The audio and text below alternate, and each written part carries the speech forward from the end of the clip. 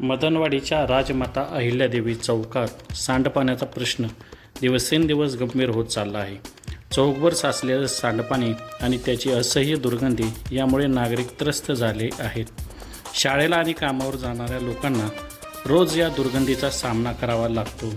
त्यात वेगाने जाणाऱ्या वाहनांमुळे सांडपाण्याचे शिंतोडे थेट पादचाऱ्यांवर उडतात. हा त्रास तर अधिकच वाढला आहे.